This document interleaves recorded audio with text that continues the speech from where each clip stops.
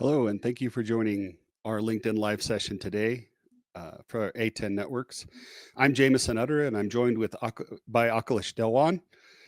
We're going to talk a little bit about the impacts the AI has on the fight against cybercrime.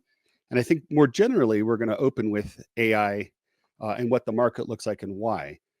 Um, it's predicted that by 2028, the AI market will reach over 600 billion, with a CAGR over 21%. This explosive growth in this field has caused a lot of disruption. Obviously, everybody's trying to jump on the bandwagon of AI and figure out how their company can leverage it to help them do more. But ultimately, I think what we have, at least within myself and others I know, is not a lot of expertise on understanding the implications of what AI may bring us from a security vulnerability perspective, from a privacy perspective, and even from a cost perspective.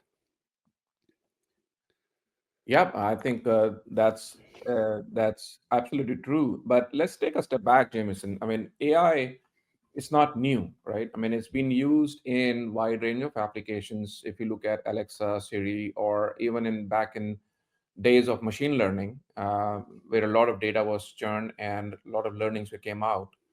I would say, I mean, we have made the advancements with the underlying infrastructure now with GPUs, TPUs, and DPUs and whatnot. The scale to which we can implement AI has really increased exponentially. And obviously, the opportunities are real. If you look at the use of AI, we are now accomplishing tasks that humans used to do. Self-driving cars, route planning maps with real-time information, diagnosis in healthcare, fraud detection, mitigation, providing customer care, and so on and so forth. And with the now advancements around agentic AI, I mean, I think we are just driving these use cases at the edge, meaning AI agents can consume and disseminate information the same way as humans used to do, right? And now, but the customers, I think they just need to understand what they're getting into, as Dior pointed earlier. There are a lot of enterprises going in headfirst and saying, "Hey, I want to implement AI," but not understanding, there is still a lot of work to be done to implement that infrastructure securely and providing the experience you need for your customers to and working properly, whether it is to be deployed on premises, whether they want to deploy in the cloud, or it's a hybrid solution based on if you have enough resources to support this infrastructure. Do we have governance that can mandate few things around the usage? I feel like, with so much changing in the space, especially security is a moving target. Would you agree? Yeah, absolutely, Akhilesh. I think there's so many aspects to securing AI. It's not like a regular app. Yeah. Today, if procurement goes and buys a new CRM, we understand how to secure it. We understand how to secure the OS.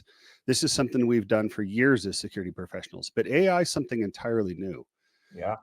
Not only do we have the front door security, meaning its interaction, can it be DDoSed? Can it be, hacked through the front interface? But also you have interacting with the AI and uh, what can happen in the interaction with AI is I can get it to give me sensitive information, to tell me things about customer contacts, to give me privacy. And in fact, even you can sometimes go so far as to see what other users have asked the AI for and what Yeah. answers they have gotten. Um, that kind of governance inside of its mind is very, very difficult.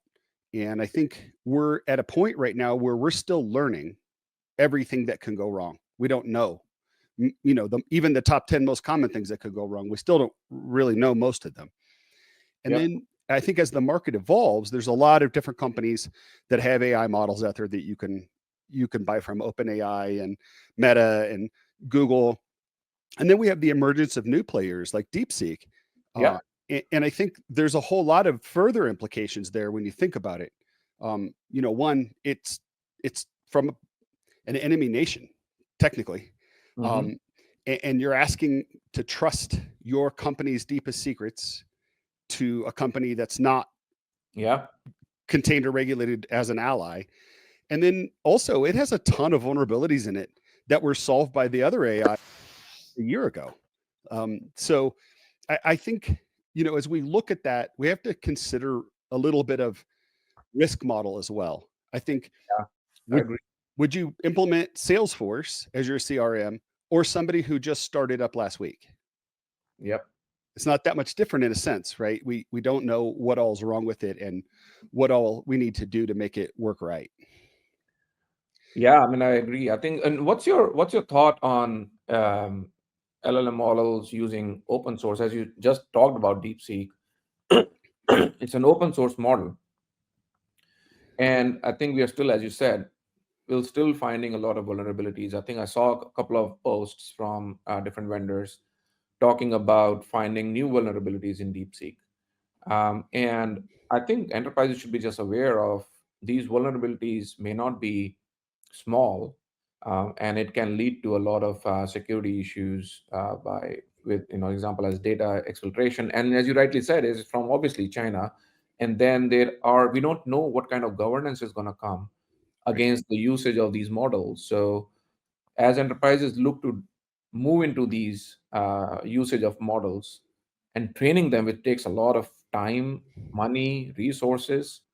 They should be, I think, a little bit more clear on what they're looking to do and how they implement these models with these governance changing every day. Yeah, absolutely, Akhilesh. I think that eventually the AI market will be solidly in the open source world. There'll always be proprietaries, right? Yeah, There'll always be companies that sell it, but I look at it a little bit like open source software in general. In the beginning, Linux or right. Apache or any of those were not that great, right? Yeah, And now in many ways, they're better than what you can buy anywhere else. I mean, Apache's probably the gold standard for all web services. absolutely agree. And so I think that but it takes time for that community of developers and researchers and experimenters to go through the code, understand what it's doing, where to change and insert or strengthen or whatever. So I think that's really what's going to happen. But you did hit on a second point where I'd really like to go back on, which is I think that I've seen AI being implemented in some of our customers and other places around that I've talked to. Um, some of them have a clear use case, Yeah. and so they're being much more successful, like fraud detection, Mm-hmm. right? This is what we want it to do. We want Mm-hmm. to find fraud. Um, uh, and others don't seem to have a mission for what they're doing. Mm-hmm. They're just throwing a lot of money in a bucket and maybe expecting gold to come out or something. And I think this is critical because it's expensive. As you said, it takes time to train the LLM. The GPUs are not cheap. The model's not cheap. Mm-hmm. The expertise that you've hired to help do this. I think it's critical for businesses to have an absolute mission for why we are implementing this and strict KPIs around what does it mean to be successful. Yeah. And I think I've seen a lot of companies now talking about IT becoming an HR. This was an interesting blog I read from one of the analysts that IT will become sort of an HR organization for these agents who are making decisions on their behalf. And I think that's important because they need to govern what information they consume and what information they spit out. To your point, what is stopping an agent to spit out a financial information of a customer if you are a bank implementing some of the agents, for customer care or for processing some payment details and so on and so forth. So I think those regulations obviously will become tighter as we move along. So enterprises should keep that in mind. But changing a topic a little bit about the agentic AI, this is something that has obviously got a lot of traction recently, where these agents are now um, consuming so much information. They are being trained and disseminate information, whether it is for customer support, chatbots, and etc. Right, where they are just acting as humans. Um, what's your take on the agents and the security that enterprise customers or service providers or whoever is implementing these agents should be aware of or should consider? Yeah, I think on the company side, it's an interesting pickle. I know on the attacker side, agents are being used for fraud Yeah. because I can emulate a person. Yeah. Yeah. But on the company side, there's a number of considerations beyond what information it may divulge or take.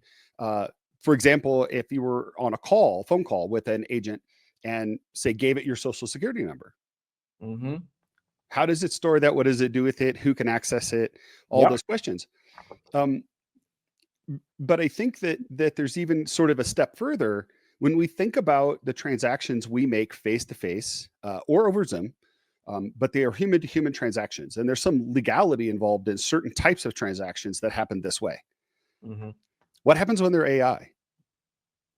Yep. Right? I don't know. I'm not in law is not my field, but I'm certain there is some sort of implication there that has to do with legal implications on certain types of transactions, maybe healthcare. Yep.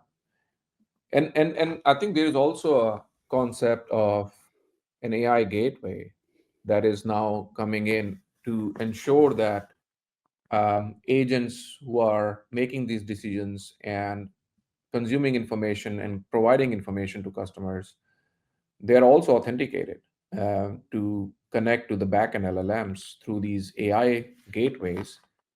And I think it's very similar to, I mean, I come from an access control industry for the longest time.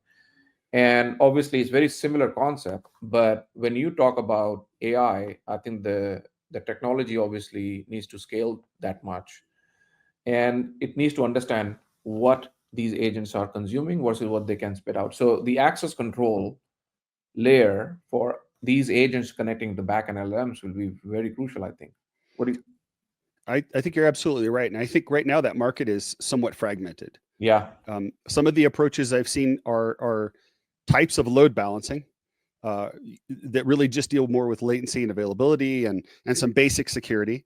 I've Yeah. seen a few sort of AI firewalls among startups and other places that are really trying to focus on LLM safety. Most of the time, those are inbound requests, not Hmm. necessarily outbound data.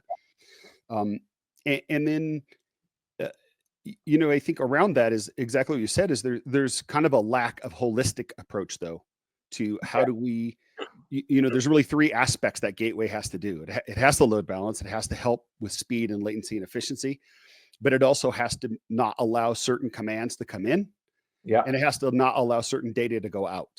Absolutely. And like to me, that's it, right? It's really a firewall, uh, Yeah. just for AI commands.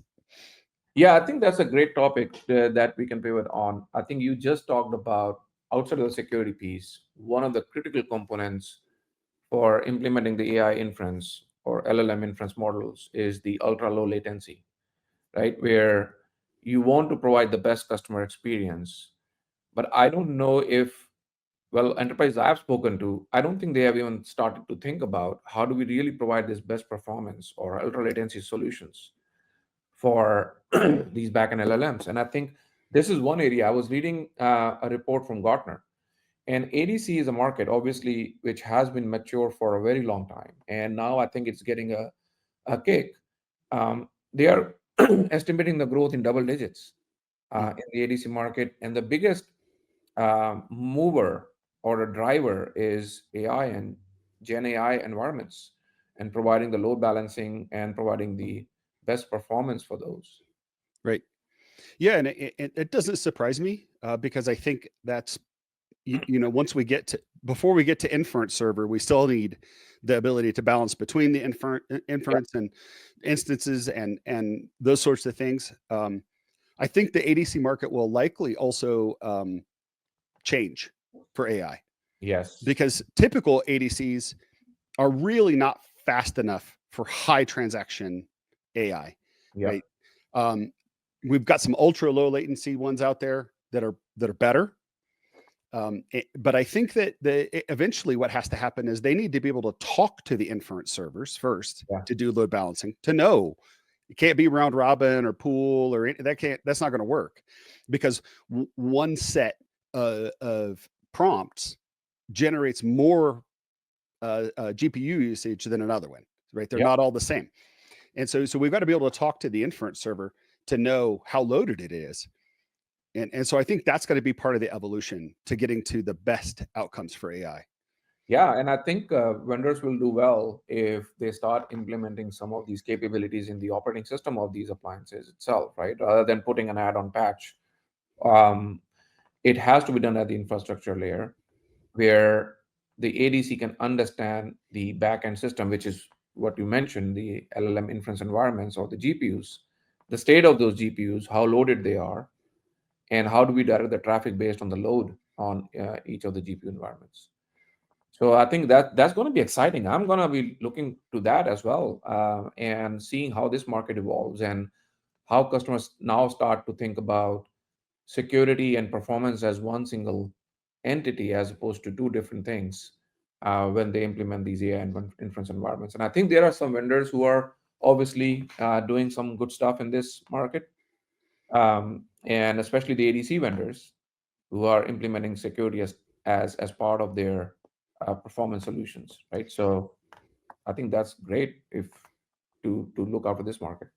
I think an interesting point I'd like to make around the ADC market and what I've seen with some of them implementing some security measures towards, especially towards prompt injections. Yeah. Um, they seem to be approaching it the same way as their legacy WAF. They're using regex to find the prompt injection. And I Yeah. can tell you as a former pen tester, I can beat your regex all day. It Hmm. makes no because you can't predict how I'm going to tell it to do what I'm telling it to do. Yeah. Same way I did with the WAF, right? Like SQL injection, 159 rules today, I believe, in OWASP, and none of them work because we just do it a different way. Yeah.